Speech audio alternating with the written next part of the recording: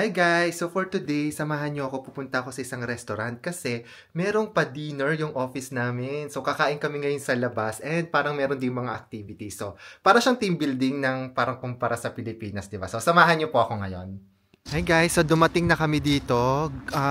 Golf 19 bar daw to. So may pa-golf ang opisina namin ngayon. So ayan, papasok na tayo. Let's go! So guys, nandito na kami. Siyempre, kasama ko ang mga Team Philippines. Ayan, yung mga office mate kong mga Pinoy. So dito kami. So mag-golf kami dito. So yun ang atake namin. Golfing. First time ko mag-golf. So parang pang mayaman sila. So ayan guys, tatry ko na ako na ang next. So sana successful first time. Who's not getting a drink? A mojito. A mojito? I'm not... It's not included. Okay. It's going to be normal. Fail! Yeah, okay. Like a beer or... So guys, ayan, nag-enjoy kami dito. And mahirap pala to. First time ko. Pero okay lang, masaya naman. Okay lang, try na ako and fail. Hindi nawala, hindi ako marunong. Try din na nyo kung tama pa.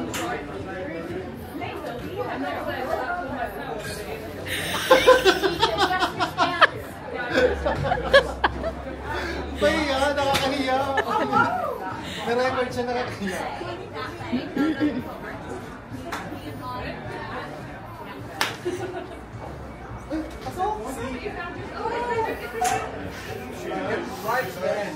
Pasok sa ano? Pasok sa kawalan.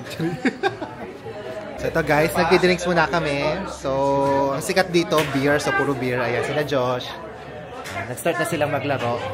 Medyo mahirap pala siya, pero ang gagaling ng mga tao dito. Lalo na yung mga office mate namin ito. Ayan, isang office mate ko, napakagaling. Loko.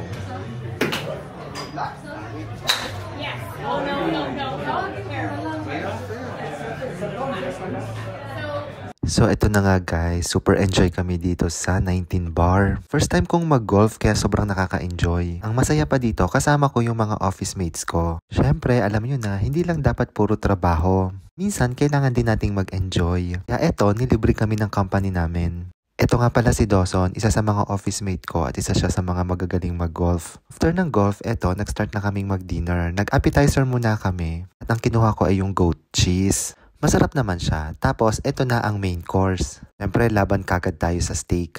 Medium rare pala yung kinuha ko. Yun kasi yung gusto kong luto. Kayo guys, ano ba yung gusto nyong luto ng steak? Tapos, ito yung mga kasama ko sa table. Lahat yan mga office mates ko. And makikita nyo, maraming mga Pinoy, diba?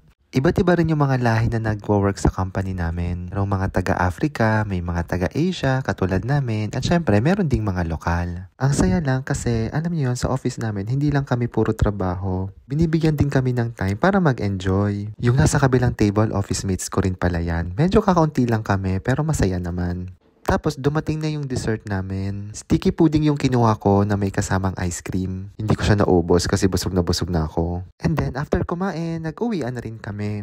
Hey guys, pauwi na kami. And ayan, tapos na kami kumain. Nag-enjoy ba kayo? Yes! Yan. Nasarapan kayo sa food? Super! Sarap ng food in fairness.